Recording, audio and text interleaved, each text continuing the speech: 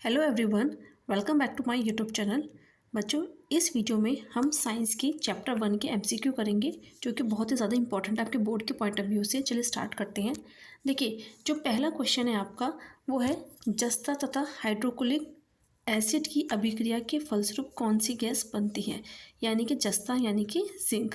ठीक है, हम जिंक की बात कर रहे हैं। जिंक जब HCl के साथ हाइड्रोक्लोरिक एसिड मीन्स HCl के साथ जब रिएक्शन करेगा तो देखो क्या बनेगा आपका। जिंक HCl के साथ रिएक्शन करके क्या बनाता है, जिंक क्लोराइड ZnCl2। और कौन सी गैस निकालता है, H2, हाइड्रोजन गैस रिलीज होती है।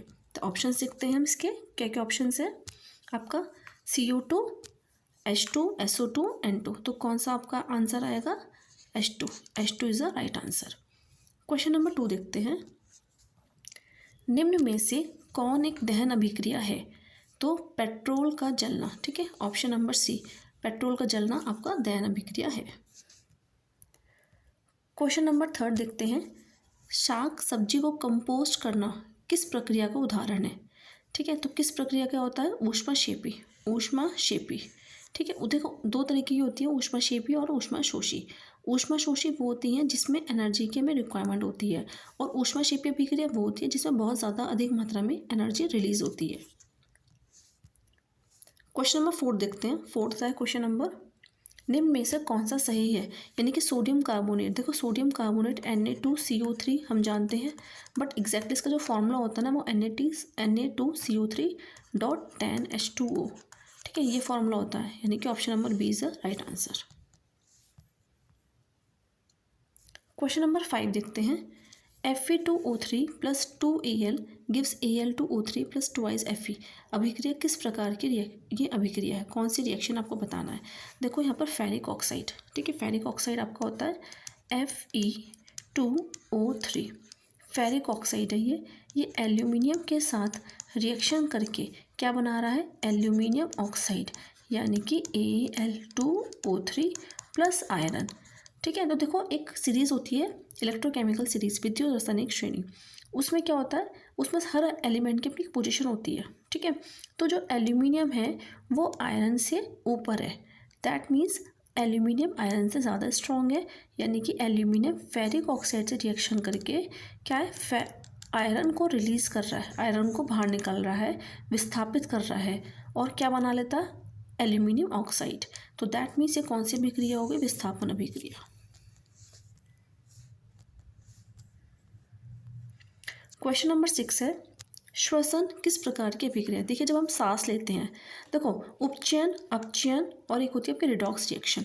उपचयन यानी कि ऑक्सीकरण। ठीक है, उपचयन। उपचयन का मतलब होता है ऑक्सीडेशन बोलते हैं, मीन्स ऑक्सीजन का जोड़ना या फिर हाइड्रोजन का निकलना। अपचयन मतलब होता है, ठीक है, अपचयन में क्या होता है, यानी कि रिडक्शन। अपचयन का मतलब होता है ऑक्सीजन का निकलना या फिर हाइड्रोजन का जोड़ना। उपचयन और अपचयन आप एक दूसरे के एंटी होते हैं, मीन्स उपचयन में क्या होगा, आपका ऑक्सीजन जुड़ेगा या फिर हाइड्रोजन निकलेगा। ठीक है, उपचयन, अगर मैं उपचयन की बात करती हूँ तो उपचयन का मतलब होता है ऑक्सीजन का जुड़ना, O2 का जुड़ना और ऑक्सीजन हाइड्रोजन का निकलना। अगर मैं अपचयन की बात करती हूँ, अपचयन मतलब ऑक्सीजन आपकी निकलेगी, ठीक है, और हाइड्रोजन आपकी जुड़ जाएगी। क्लियर होगी बात। तो देखिए यहाँ पे जो क्वेश्चन है, क्वेश्चन नंबर 6 जो है, यह श्वसन किस प्रकार की अभिक्रिया। श्वसन जब हम सांस लेते हैं, दैट मीन्स हम ऑक्सीजन हम ग्रहण कर रहे हैं ना, यानी कि ऑक्सीजन जुड़ रही है, तो दैट मीन्स उपचयन होगी। क्वेश्चन नंबर 7 है, CuO plus H2O give Cu plus H2O। देखो यहाँ पे नहीं, गलत है, यहाँ पर ये H2O है, ये H2O लिखा है ना, इसे O को काट दीजिएगा। तो कॉपर ऑक्साइड जब हाइड्रोजन के साथ रिएक्शन करके तो दैट क्या होता है, आपका कॉपर बनता है और वाटर बनता है।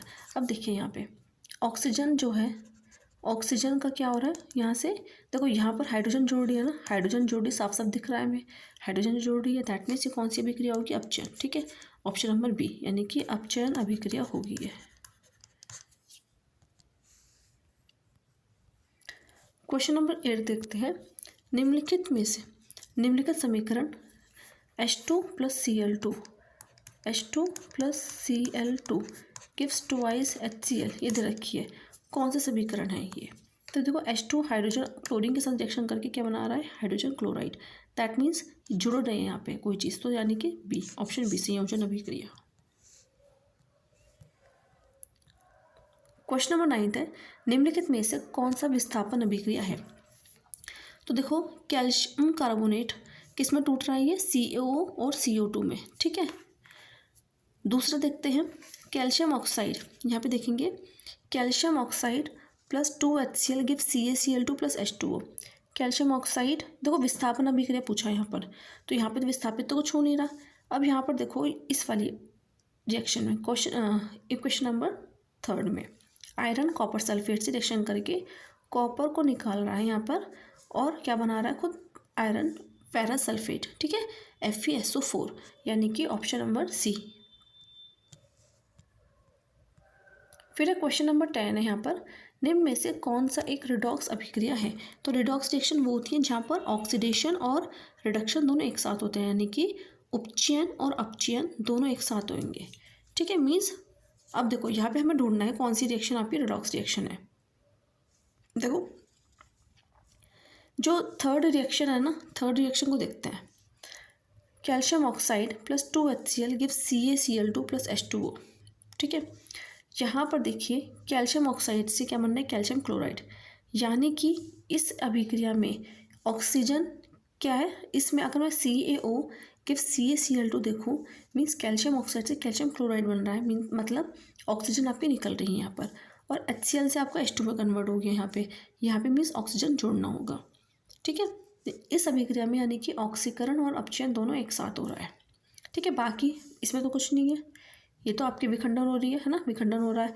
H2 प्लस Cl2 ये कौन सी संयोजन अभिक्रिया है, ठीक है, ये भी आपकी टूट रही है, तो option number C is the right answer.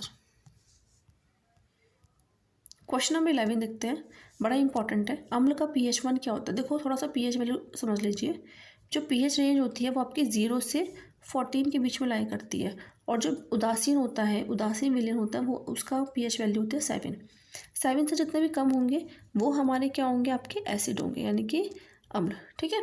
7 से जितने भी कम होंगे वो हमारे क्या होते हैं, एसिड, ठीक है। यानी कि अगर मैं एसिड की बात करूँ, यानी कि अम्ल, ठीक है, अम्ल जो होंगे उनकी pH वैल्यू, अम्लों की जो pH वैल्यू होगी वो क्या होगी, हमेशा 7 से कम होगी, ठीक है, 7 से कम होगी, ठीक है। और जितनी ज़्यादा कम होगी मीन्स जैसे जो 0 के ज़्यादा करीब होंगे वो उतने स्ट्रॉन्ग एसिड होंगे। स्ट्रॉन्ग एसिड कौन कौन से होते हैं, याद रखिए HCl, HNO3, H2SO4, ठीक है, हाइड्रोजन क्लोराइड, ठीक है, हाइड्रोजन नाइट्रेट, या फिर इसे हम नाइट्रिक एसिड भी बोलते हैं, H2SO4, हाइड्रोजन सल्फेट या फिर सल्फ्यूरिक एसिड। ये हमारे 3 जो होते हैं ये स्ट्रॉन्ग एसिड होते हैं। कौन से होते हैं, स्ट्रॉन्ग एसिड होते हैं। बहुत इंपॉर्टेंट पॉइंट है, ये आपको याद होने चाहिए। तो 0, 1, 2, 3 मीन्स 0 के जितना करीब जो pH वैल्यू होगा वो उतना ही ज़्यादा स्ट्रॉन्ग एसिड माना जाता है, ठीक है। अब एक एसिड और होता है CH3COOH, CH3COOH, इसे हम बोलते हैं एसिटिक एसिड। क्या बोलते हैं इसको, एसिटिक एसिड। ये हमारा वीक एसिड में आता है। क्लियर होगी बात।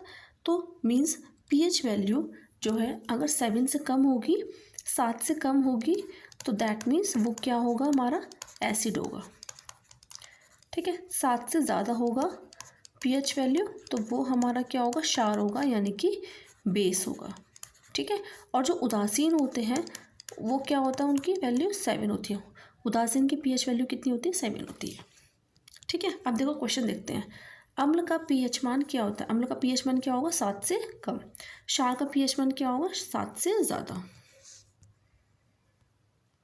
उदासीन विलयन का pH मान कितना होता है, 14। मानव रक्त का pH मान कितना होता है, 7.4, ठीक है। मानव रक्त का pH मान कितना होता है, 7.4। ये बड़ा इंपॉर्टेंट क्वेश्चन है, 7.4।